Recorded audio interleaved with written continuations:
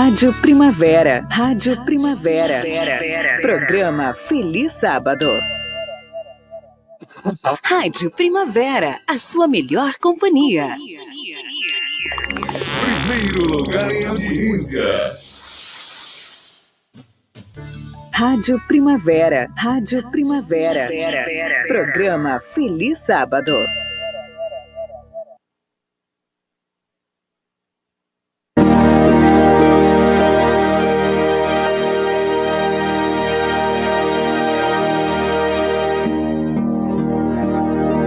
De março. Não caia no esquecimento. Morrendo, desvanece.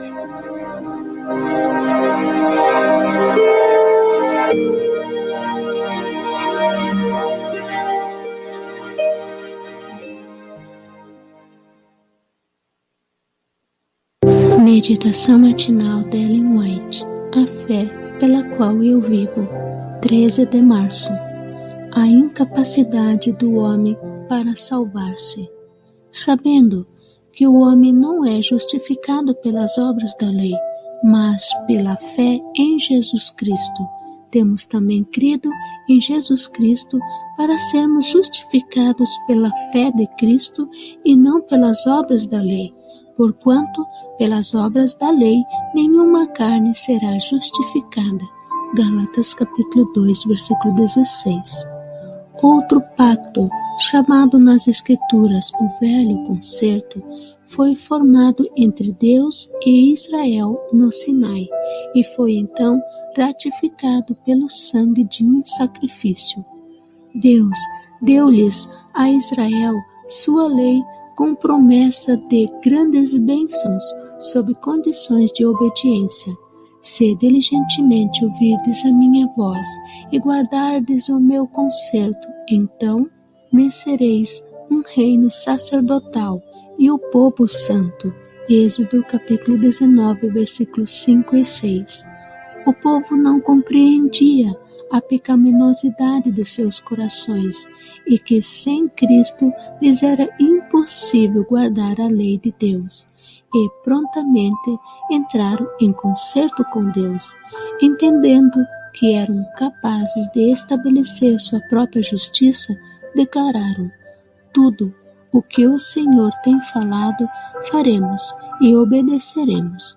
Êxodo capítulo 24, versículo 7. Haviam testemunhado a proclamação da lei com terrível majestade e tremeram aterrorizados diante do monte. E, no entanto, apenas algumas semanas se passaram antes que violassem seu concerto com Deus e se curvassem para adorar uma imagem esculpida.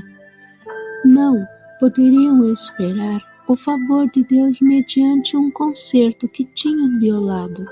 E agora, vendo sua índole pecaminosa e necessidade de perdão, foram levados a sentir que necessitavam do Salvador revelado no concerto abraâmico e prefigurado nas ofertas sacrificais. As condições do velho concerto eram: obedece e vive. Cumprindo os estatutos e juízos, o homem viverá por eles. Ezequiel capítulo 20, versículo 11, Levíticos capítulo 18, versículo 5. Mas maldito aquele que não confirmar as palavras desta lei. Deuteronômio capítulo 27, versículo 26. O novo concerto foi estabelecido com melhores promessas, promessas do perdão dos pecados e da graça de Deus para renovar o coração e levá-lo à harmonia com os princípios da lei de Deus. O único meio de salvação é provido sob o concerto abraâmico. Quando confiamos plenamente em Deus, quando descansamos no mérito de Jesus como um Salvador que perdoa pecados, recebemos todo o auxílio que carecemos.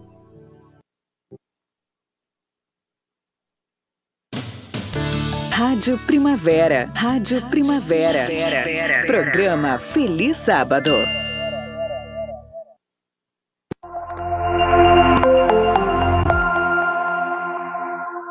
Morrendo o homem perverso, morre sua esperança, e a expectação da iniquidade se desvanece.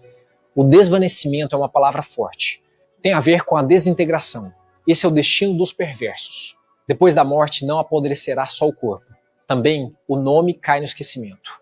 O justo tem um final diferente. Usou a sua liberdade. Escolheu o caminho da vida. Salomão volta aqui ao ponto de partida de sua coleção de provérbios. O temor do Senhor é o princípio da sabedoria. Sabedoria é saber escolher. Todos os dias precisamos optar, escolher, decidir. A quem seguir? Por qual caminho transitar? O caminho do perverso parece mais largo e fácil.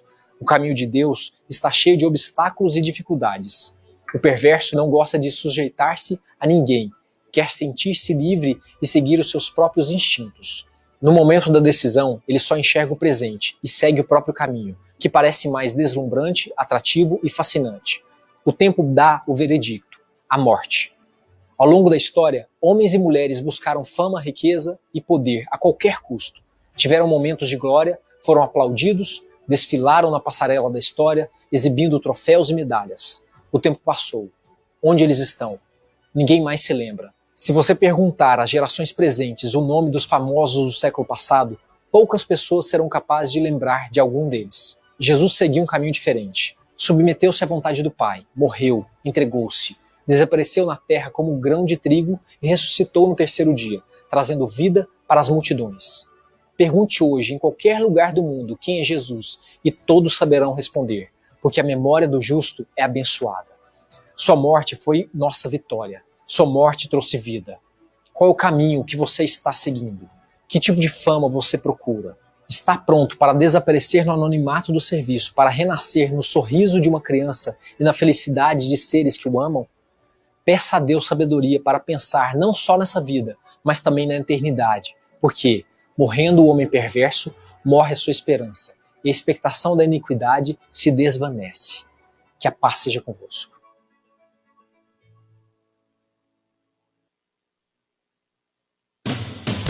Rádio Primavera. Rádio Primavera. Programa Feliz Sábado.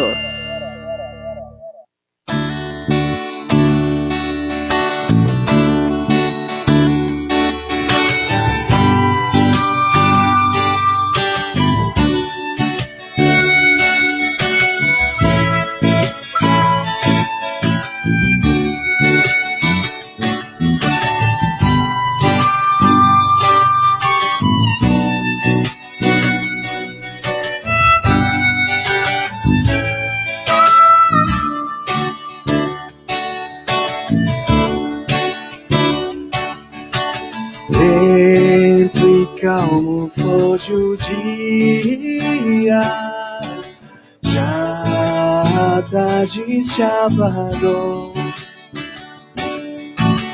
Oh, que paz e que alegria, pois o sábado chegou. Eis bem-vindo, santo dia do Senhor. És bem-vindo, santo dia do Senhor.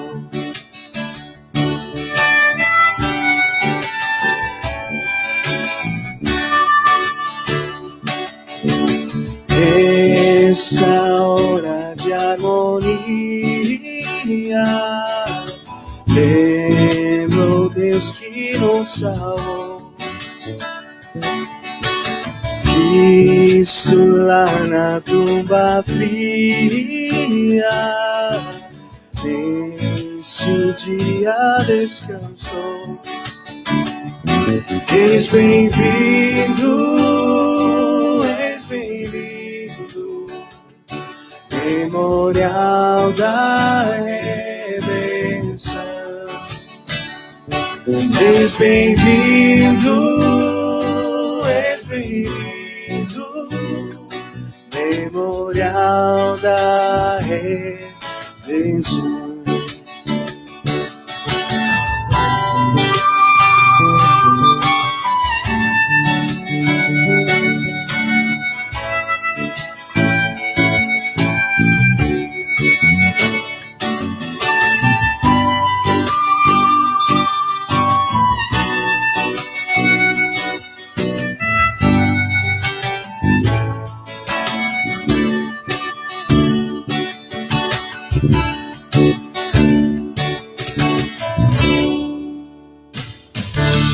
Rádio Primavera. Rádio Primavera. Programa Feliz Sábado. Olá, amiguinho! Tudo bem com você? Estamos aqui com mais um Devocional da Criança. E o tema de hoje é visitas importantes. Em Apocalipse 3:20 diz assim: escutem, eu estou à porta e bato. Se alguém ouvir a minha voz e abrir a porta, eu entrarei na sua casa e nós jantaremos juntos. No dia em que aparecem visitas em casa, é uma festa. Se for uma visita esperada, faz todo mundo se mexer. O sofá é limpo, o tapete é arrumado em seu devido lugar. Você mesmo arruma seu quarto. A cozinha até brilha. Talvez você ouça a mamãe dizer: vamos ver, acho que agora não falta mais nada. Está tudo pronto. Enquanto a visita não aparece, toda hora dá vontade de olhar para a rua, só para conferir se ela já está chegando. E quando ela finalmente surge, é alegria para todo lado. Que bom se você se preparar tão bem assim para receber Jesus. Todo dia Jesus quer estar com você em sua casa. Se você orar, é como se estivesse convidando-o para entrar. Você tem conversado com Jesus? Vamos orar? Querido Deus, entra na minha casa, entra no coração meu e faz morada na minha vida. Por favor, é tudo que eu te peço e agradeço. Amém. Tchau, tchau, amiguinho. Amanhã tem mais. Olá, amiguinho. Rádio Primavera. Rádio Primavera. Programa Feliz Sábado.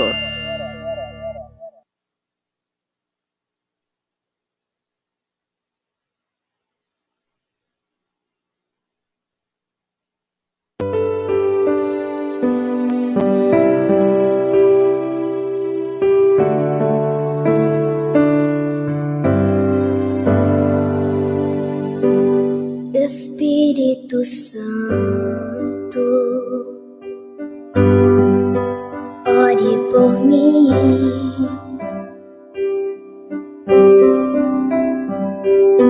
Leve para Deus tudo aquilo que eu preciso. Espírito Santo, use as palavras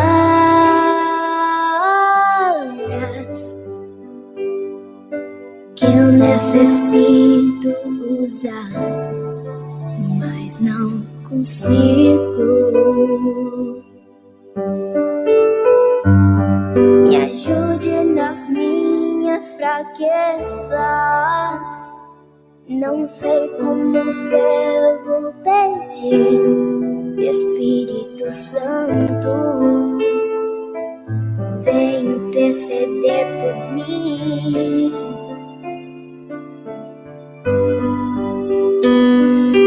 Todas as coisas cooperam para o bem daqueles que amam a ti. Espírito Santo, vem orar por mim. Estou clamando, estou pedindo. Só Deus sabe a dor que estou sentindo. Meu coração está ferido, mas o meu clamor está subindo.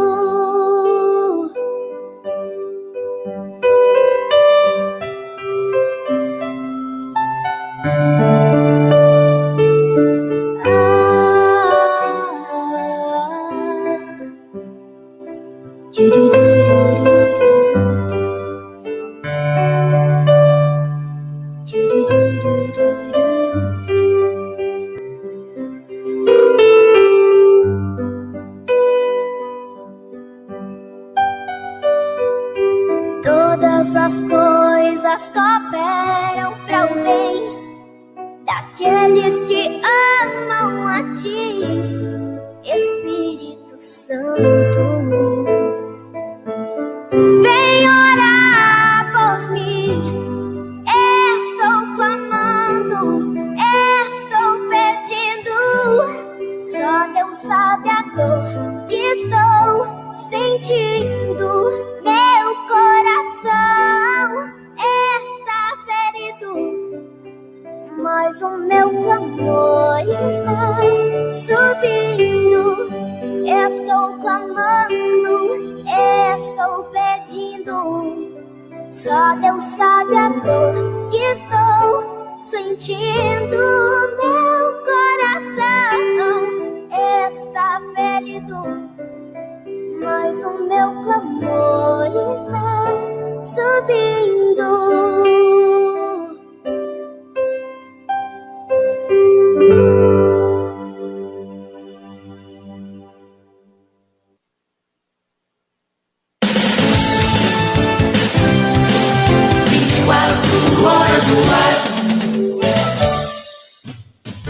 Rádio Primavera. Rádio Primavera.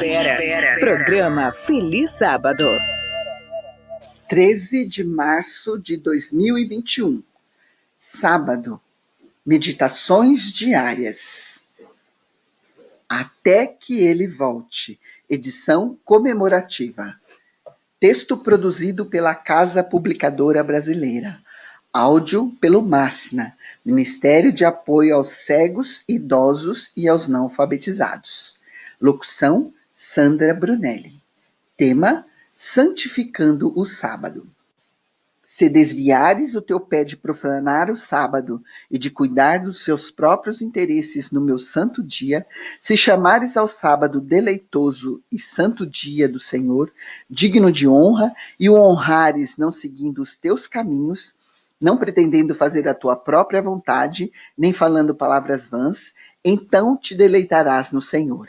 Eu te farei cavalgar sobre os altos da terra e te sustentarei com a herança de Jacó, teu pai, porque a boca do Senhor o disse. Isaías 58, 13 e 14.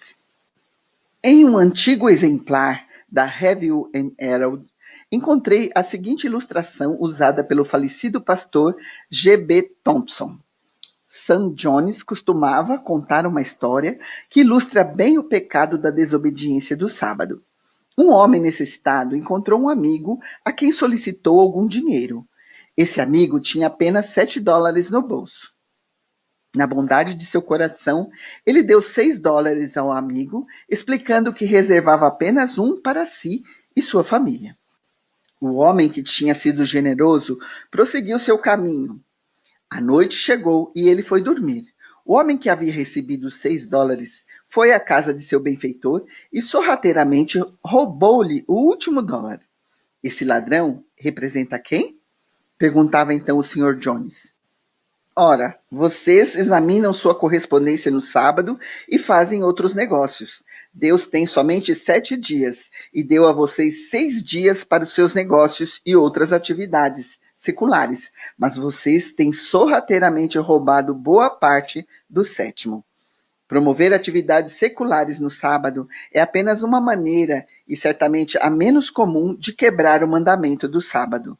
Não seguindo os teus caminhos e não pretendendo fazer a tua própria vontade, inclui... Olá, meus amigos. Muitos outros meios pelos quais o sábado pode ser transgredido. Vamos mencionar apenas alguns casos.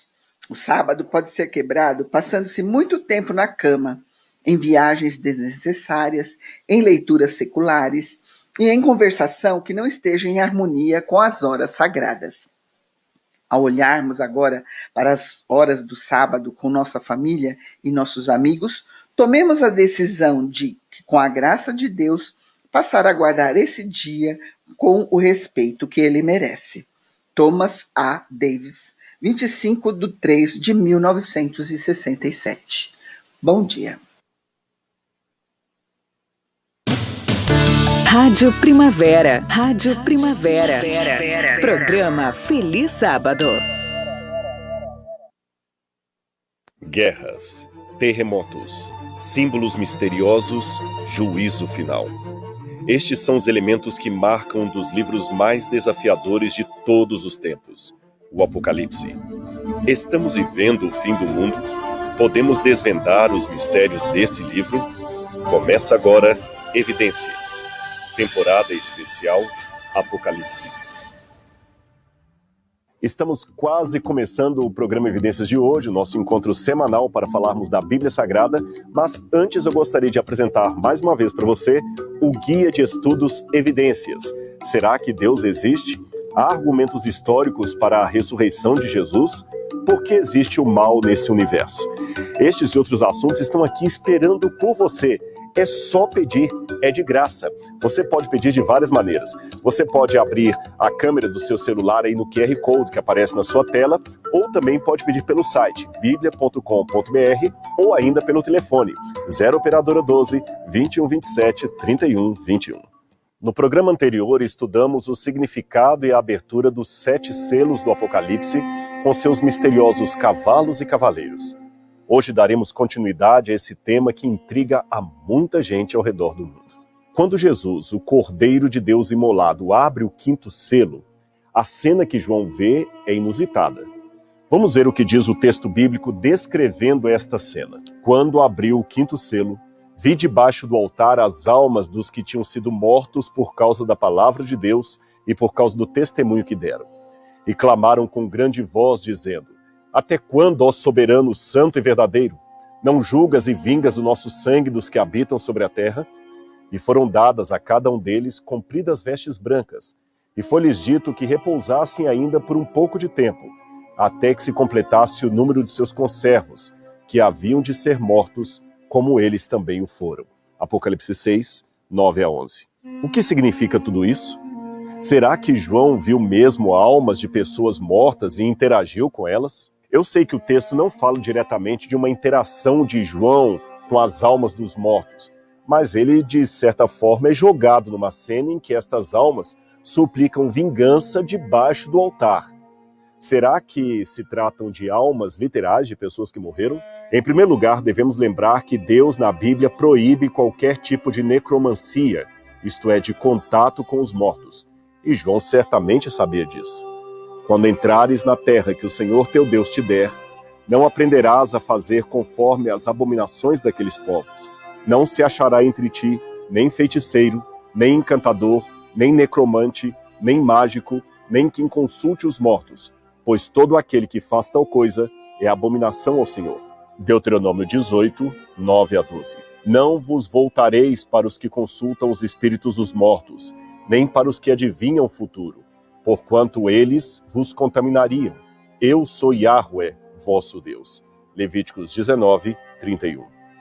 Quando vos disserem, ide consultar algum médium que fale com os espíritos, adivinho, ou alguém que saiba murmurar encantamentos, respondereis: o que se deve fazer é consultar a lei e os ensinamentos. Se eles não falarem de acordo com esta palavra, certamente jamais poderão ver a luz. Isaías 8, 19 a 20. Bem, considerando que Deus não se contradiz, como podemos entender tudo isto? João estava se expressando em grego, isso é verdade, mas eu devo lembrar que a base mental de João era o hebraico. Nesse sentido, é bom lembrarmos que a palavra alma, nefesh, em hebraico, está intimamente associada à vida e ao sangue. Veja o que diz a enciclopédia judaica a esse respeito. A vida, em hebraico, alma da carne, está no sangue, Levíticos 17, 11, e também no versículo 14. É a vida, alma de toda a carne. O sangue do mesmo é um com a vida dele. Mesmo dos animais é dito, vida, alma de toda a carne é o seu sangue. E o sangue é a vida, Deuteronômio 12, 23. Outra crença hebraica era que se apenas o sangue fosse coberto com terra, haveria silêncio. Você tem isso em Jó, capítulo 16, verso 18. Ó terra, não cubra o meu sangue, não deixe o meu clamor sem lugar de descanso. Isaías 26, 21 também diz, a terra também revelará o seu sangue e não cobrirá mais os seus mortos. A esta suposição antiga, há inclusive uma alusão em Hebreus 12, 14, ao sangue da aspersão, que fala melhor do que o de Abel.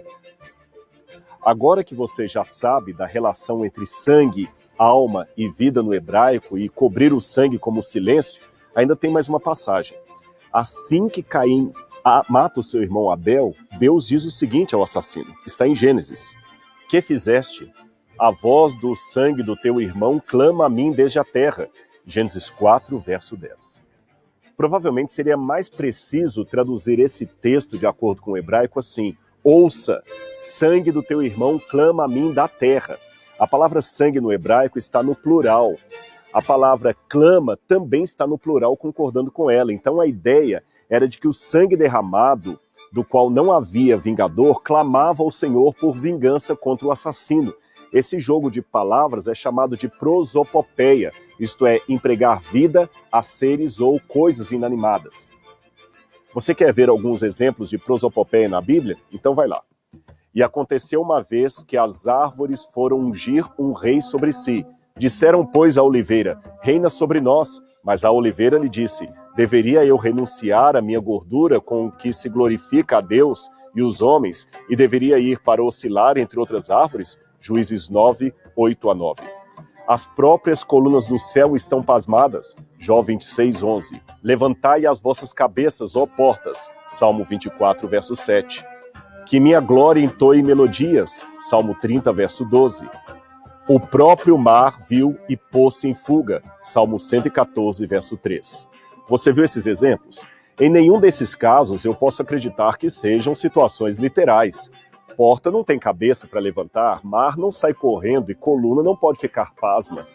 Aliás, no próprio Apocalipse eu tenho exemplos claros de prosopopeia, quando o livro diz, deu o mar os mortos que nele estavam, Apocalipse 20, verso 13, e mais adiante, a morte e o inferno foram lançados para dentro do lago de fogo, verso 14. Ora, morte e inferno não são pessoas para sofrerem castigo divino. E para terminar, você lembra das 7 cartas? Laodiceia, que é a última igreja, é descrita como pobre, cega e nua. Ora, uma igreja, enquanto grupo de pessoas reunidas, pode até ser uma comunidade pobre, mas não literalmente alguém que está nua, ou cega, ou infeliz. Com esses elementos em mente, eu posso agora entender a imagem do 5º selo do Apocalipse. As almas, ou o sangue, ou a vida, clamam como o sangue de Abel clamava junto ao altar, onde ele provavelmente foi morto pela inveja do seu irmão. Talvez tenhamos em Apocalipse uma reminiscência do altar de bronze do santuário dos hebreus, pois o sangue dos animais sacrificados era derramado e escorria na base do altar. E os filhos de Arão trouxeram-lhe o sangue, e molhou o dedo no sangue e o pôs sobre as pontas do altar, e o resto do sangue derramou à base do altar. Levíticos 9, verso 9. Também daquele sangue porá o sacerdote. Todo o restante do sangue do novilho derramará à base do altar do holocausto, que está à porta da tenda da congregação. Levítico 4, verso 7. Como você vê, sangue, isto é, a vida, é oferecido à base do altar. E isto coincide com a cena que João viu na abertura do 5º selo. A Bíblia não nos informa o que era feito com o sangue depois que o ato de sacrifício terminava. Nós apenas somos informados que ele deveria ser derramado na base do altar. Eu já li para você, você pode ver Levítico 4, verso 7. Então, do ponto de vista estético e higiênico, talvez não seria elegante ou saudável ter muito sangue deixado na base do altar. Muito frequentemente as pessoas desejam saber o que acontecia com ele, e a falta de elementos para uma resposta objetiva lembra a mesma angústia expressa simbolicamente no Apocalipse. Até quando, Senhor, não julgas nem vingas o nosso sangue? Até quando continuaremos sujando as bases do altar? Aqui temos a pergunta eterna dos justos que sofrem. Até quando, Senhor? Até quando se permitirá aos pagãos afligir, oprimir e perseguir os justos de Deus? Até quando se permitirá que torturem os crentes, perguntando-lhes, onde está o seu Deus que não faz nada? Devemos lembrar que quando os crentes faziam estas perguntas, estavam confundidos pela aparente inatividade de Deus. Mas eles não duvidavam que Deus finalmente agiria e reivindicaria o justo no tempo certo. Você percebeu? Mesmo que os selos tragam elementos de juízo de Deus, o julgamento celestial propriamente dito não havia começado ainda na época do quinto selo, porque existe um clamor por justiça. Mas alguém talvez diga, Rodrigo, mas o sangue que ficava na base do altar no Antigo Testamento era o sangue dos animais sacrificados. E aqui parece ser o sangue das vítimas de Cristo, e não do próprio Cristo. Isto mesmo, você está certo. Aqui temos o quadro de todos os mártires que foram mortos por amor do Evangelho, especialmente na Idade Média. Acontece que o altar corresponde nessa liturgia celestial ao altar dos holocaustos, de 1 Reis, capítulo 8, 64. Os mártires, nesse caso, como testemunhas da palavra, são associados ao martírio do seu mestre, mesmo sem que sua morte tenha caráter redentor.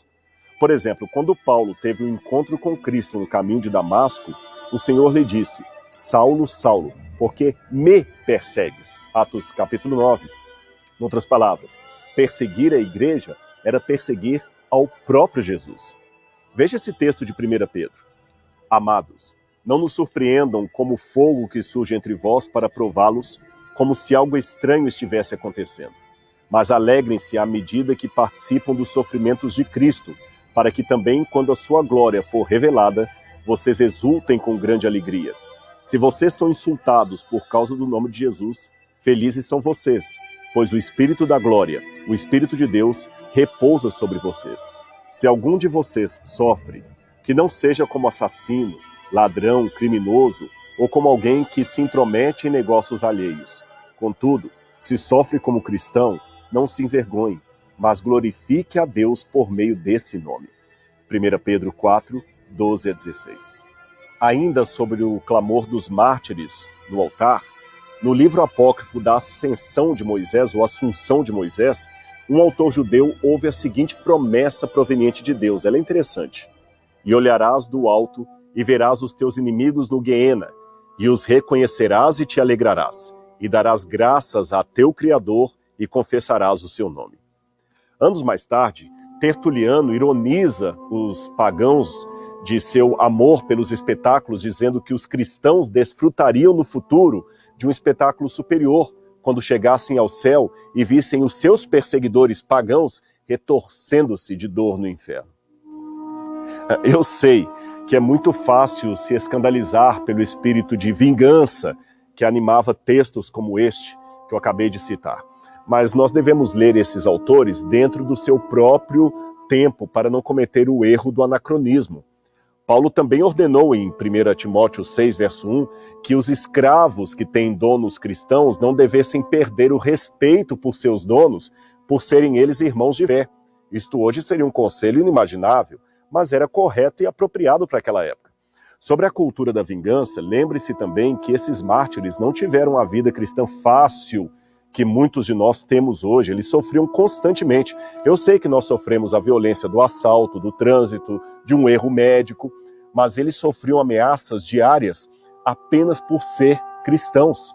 Devemos lembrar da agonia das piras crematórias, da arena das feras selvagens, da sarcástica tortura que era infligida a cada um deles. É muito fácil para uma geração crente que nunca precisou resistir até a morte para manter a sua fé, julgar esse pedido nos lábios de cristãos mártires. Mas devemos lembrar que nós estamos numa situação cômoda. E como agiríamos se estivéssemos em tal agonia como aqueles passaram?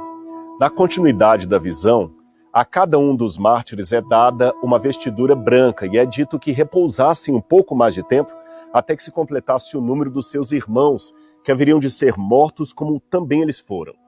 O que significa isso?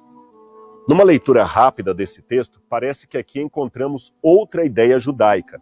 A ideia de que os mártires devem descansar em paz durante um tempo, mais ou menos até que seja completado o número de outros que também deveriam sofrer o martírio. Os judeus sustentavam que o drama da história deve desenvolver-se de maneira integral até que sobrevenha o fim. Deus não moverá uma cifra do que ele mesmo tinha determinado que seria o número daqueles que deveriam ser mártires por ele. Eu vou ler o texto apócrifo de 2 Esdras 4:36. E Jeremiel, o arcanjo, respondeu-lhes e disse: quando o número daqueles, como vocês, for completado, pois ele pesou a idade na balança. Outro livro apócrifo, de 1 Enoque 47, verso 4, também tem uma fala nesse sentido, que há uma certa quantidade de justos que deveriam sofrer martírio em nome de Deus. Então o coração dos santos estava cheio de alegria, porque a consumação da justiça havia chegado. A súplica dos santos ouvida e o sangue dos justos apreciado pelo Senhor dos Espíritos. Sendo assim, muitos autores pensam que seria este o pensamento por detrás daquela fala de consolo dada aos mártires do Apocalipse, que repousassem um pouco mais de tempo até que se completasse o número dos seus conservos. Note, esses também seriam mortos, igualmente eles foram. Uma variação desta tradição judaica diz respeito não aos mártires, mas aos salvos como um todo em geral. A ideia seria que, se Adão e Eva permanecessem fiéis, era o propósito de Deus repovoar o céu com a raça humana, suprindo assim a terça parte dos anjos que caíram em rebelião. Embora a Bíblia não fale nada nesse sentido, esta é uma tradição interessante e que encontramos desde os primeiros séculos do cristianismo. Aliás, ela é vista em vários autores, como por exemplo, ela aparece no Enquiridium, na Cidade de Deus, de Santo Agostinho, e ela também aparece nos livros de Tertuliano e de Anselmo de Cantuária. Num primeiro momento, realmente parece que esta ideia de completar o número de mártires ou o número de salvos, que estaria por detrás do Apocalipse, seria o correto. A palavra grega que aparece aqui é plerou, que quer dizer, de fato, encher, atingir um nível, tornar cheio ou simplesmente completar. Só que eu tenho um problema aqui. É que, embora a maioria das Bíblias traduzem até que se complete o número dos seus conservos, a palavra número não está no original grego. Ela foi acrescentada pelos tradutores. O sentido do texto pode então admitir outra leitura. Foi-lhes dito que repousassem um pouco mais de tempo até que os conservos e irmãos deles estivessem completos. Se assim for, a ideia muda de figura. Pode manter o sentido numérico, mas também pode admitir um outro sentido, não matemático, mas de completude de maturidade, maturidade de caráter, de atingir um nível de espiritualidade desejado por Deus. Essa ideia também encontra eco no Apocalipse, se você atentar a textos como Apocalipse 7, 13 e 14 e Apocalipse 19, 7 a 8. E agora vamos ao próximo selo. E havendo aberto o sexto selo, olhei. E eis que houve um grande tremor de terra, e o sol tornou-se negro como saco de cilício, e a lua tornou-se como sangue. E as estrelas do céu caíram sobre a terra, como quando a figueira lança de si os figos verdes abalada por um vento forte. E o céu retirou-se como um livro que se enrola, e todos os montes e ilhas foram removidos de seus lugares. E os reis da terra, os grandes e os ricos, e os tribunos, e os poderosos, e todo o escravo e todo o livre, se esconderam nas cavernas e nas rochas das montanhas, e diziam aos montes e rochedos: caí sobre nós, e escondei-nos do rosto daquele que está assentado sobre o trono e da ira do Cordeiro, porque é vindo o grande dia da sua ira, e quem poderá subsistir? Apocalipse 6, 12 a 17. Este sexto selo tem muitos elementos importantes para comentarmos. Primeiro, que sempre foi aquele que Deus vinha para julgar e vindicar o seu povo no Antigo Testamento. Esta imagem é aquela que era acompanhada sempre, a vinda de Deus, eu digo, com um grande terremoto. Você pode ver isso em Ezequiel capítulo 8, Joel capítulo 2, Amós capítulo 8. Agora, veja só um texto à guisa de ilustração, Ageu 2, verso 6. Porque assim diz o Senhor dos Exércitos: ainda uma vez, daqui a pouco, farei tremer os céus e a terra, o mar e a terra seca. O mesmo se pode dizer dos fenômenos astronômicos que se seguem. Eu estou falando do escurecimento do sol, da lua, da queda das estrelas. Tudo isso também você encontra nas descrições bíblicas do Antigo Testamento referentes à manifestação de Deus. Por exemplo, Isaías capítulo 13, verso 9 a 11. Eis que vem o dia do Senhor, horrendo com furor e ira ardente, para pôr a terra em assolação e dela destruir os pecadores. Porque as estrelas do céu e as suas constelações não darão a luz. O sol se escurecerá ao nascer, e a lua não resplandecerá com a sua luz. E visitarei sobre o mundo a maldade, e sobre os ímpios a sua iniquidade, e farei cessar a arrogância dos atrevidos, e abaterei a soberba dos tiranos. Percebeu como esses eventos sempre antecedem uma ação de Deus? Porém, aqui há uma questão cronológica no Apocalipse que devemos observar. No sexto selo, esses eventos ocorrem antes que haja o fenômeno do céu enrolando-se como um pergaminho. Esse fenômeno atmosférico faz eco com a outra ponta do quiasmo do Apocalipse, o capítulo 19, verso 11, que diz: eu vi o céu aberto e Cristo voltando em poder e glória. Os eventos anteriores são antes desse momento. Aliás, de fato, se você olhar Joel capítulo 2, versos 30 e 31, isso fica ainda mais claro, quer ver? Olha o que diz. E farei com que ocorram eventos espantosos no céu e na terra, sangue, fogo e grandes nuvens de fumaça. O sol se converterá em trevas e a lua em sangue, antes que chegue o grandioso e terrível dia do Senhor. Do mesmo modo, Jesus afirmou que logo após um período de grande tribulação para a igreja, o sol não escureceria, a lua não daria sua claridade, as estrelas cairiam do firmamento, então, depois disto, apareceria no céu o sinal do Filho do Homem. Isto está em Mateus 24, 29 a 31. Sendo assim, esses eventos não são a própria volta de Jesus, mas algo que acontece antes dela. É um sinal de Deus. E é interessante que Jesus, ao mencionar esses fenômenos, segue a sequência exata do Apocalipse, ou melhor, o Apocalipse segue a sequência exata de Jesus. Primeiro o fim da tribulação, depois um grande terremoto, aí vem o escurecimento do sol, a lua como sangue, as estrelas caindo. Embora Jesus faça eco a várias profecias do Antigo Testamento que falam de sinais cósmicos envolvendo o sol, a lua e as estrelas, a sequência que ele apresenta é única quando colocada a queda das estrelas por último na série. A mesma sequência, sol, lua e estrelas, aparece consistentemente em cada um dos evangelhos sinóticos, e o livro do Apocalipse mantém esta mesma ordem. Para mim, este é um dado importante que você deve entender pelo que eu vou apresentar a seguir. Terremotos são fenômenos geológicos que acontecem desde que o mundo é mundo. De acordo com a estimativa do Serviço Geológico Americano, há 17 tremores de terra de magnitude 7 e 7,9 ocorrendo todos os anos no mundo. Escurecimentos do Sol, causados por diversos fatores, como um eclipse, por exemplo, também são ocorrências relativamente frequentes. Além disso, também é possível presenciar, embora de modo um tanto mais raro, a famosa lua de sangue, que é quando a lua fica avermelhada.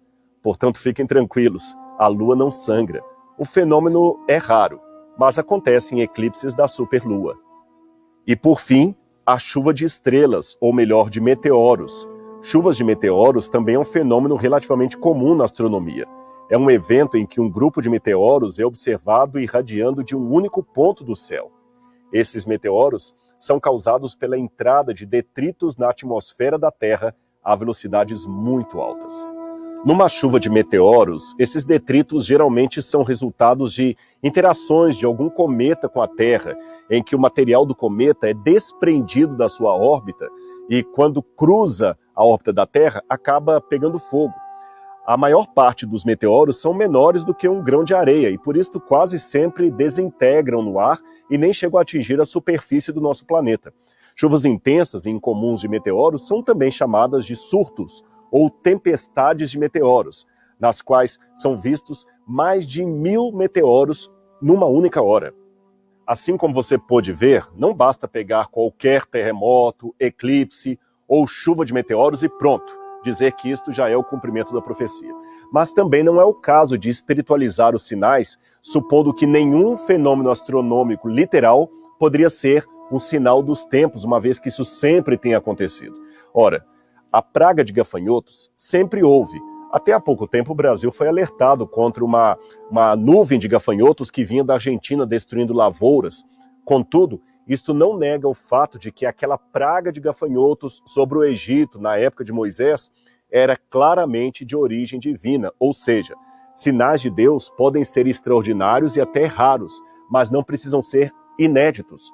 Os romanos crucificaram milhares e milhares de pessoas e mesmo assim, uma dessas cruzes, a de Cristo, era a única que cumpria uma profecia, as demais não. Então, o tempo, o local, as consequências do fenômeno devem ser analisadas à luz da Bíblia Sagrada. Agora veja que interessante. Embora ainda existam mártires cristãos hoje em dia, o período do martírio na Europa, que como veremos é o cenário de boa parte da profecia, terminou ali no começo da Idade Moderna ou mais ou menos pelo século XVI ou XVII. Então podemos dizer que o clamor de justiça dos mártires do sexto selo coincide com esse tempo. Exatamente no século seguinte, ou mais apropriadamente no dia 1º de novembro de 1755, dia de Todos os Santos, houve um terrível terremoto em Lisboa. Em termos proféticos, o que mais marcou o terremoto de Lisboa não foi a sua magnitude física ou a quantidade de mortos, mas sim o tempo em que ele ocorreu logo após um período de tribulação e martírios, e também as consequências que o terremoto deixou. Afinal, é ponto pacífico que foi o terremoto de Lisboa que inspirou o deísmo de Voltaire, o iluminismo de Diderot e o racionalismo de Kant, ideias que por si só deram origem a outros movimentos que negavam a Deus, ou pelo menos a sua providência na história, e tornaram a razão o poder maior a ser exaltado pelos seres humanos. Até a Revolução Francesa nasceu por causa do terremoto de Lisboa. Susan Neiman, em estudo recente, concebeu esse sismo como sendo a primeira catástrofe moderna com poder destrutivo equiparável a Auschwitz. Não por acaso, tornou-se corrente a hipótese de que este seria um ponto de inflexão na história humana. Filomena Amador, por sua vez, afirmou que o terremoto de Lisboa foi provavelmente o fenômeno natural de maior impacto e repercussão na história em níveis científico, filosófico, em toda a história da humanidade. Todos esses elementos em conjunto provocaram vários eventos, tanto no mundo secular quanto religioso. E no mundo religioso, talvez o principal evento foi o reavivamento provocado nos Estados Unidos, na Europa e demais Américas que buscaram com afinco estudar as profecias e pregar a palavra de Deus. O sexto selo finalmente fora aberto. Triste é ler a descrição final do sexto selo. Pessoas desesperadas pedindo a morte diante daquele que garantiu ser o caminho, a verdade e a vida. Elas suplicam aos montes que as cubram, escondendo-as da face do Cordeiro. Um triste destino para quem podia ser salvo. E quanto a você? Em que grupo pretende estar naquele grandioso dia?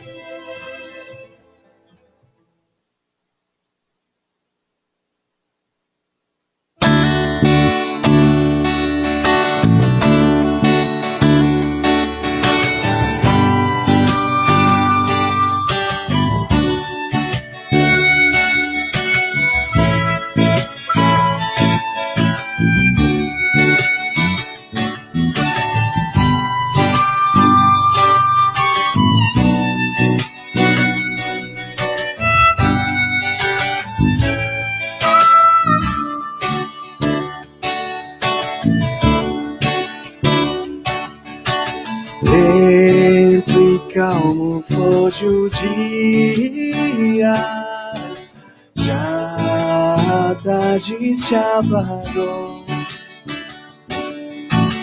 Oh, que paz e que alegria, pois o sábado chegou. Eis bem-vindo, santo dia do Senhor. És bem-vindo, santo dia do Senhor.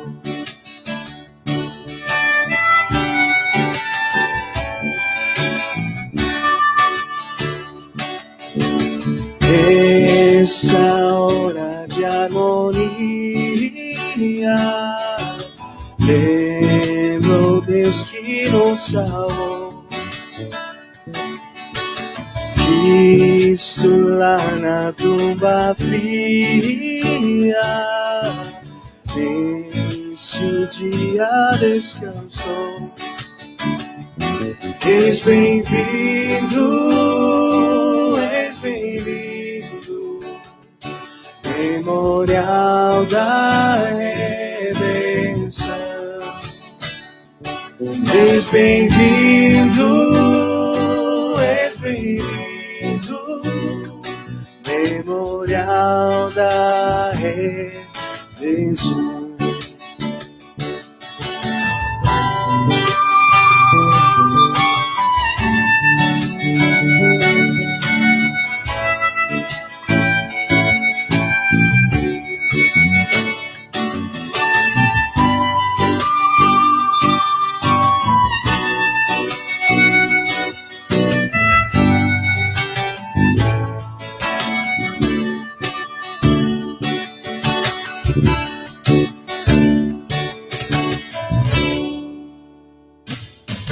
Rádio Primavera. Rádio Primavera. Programa Feliz Sábado.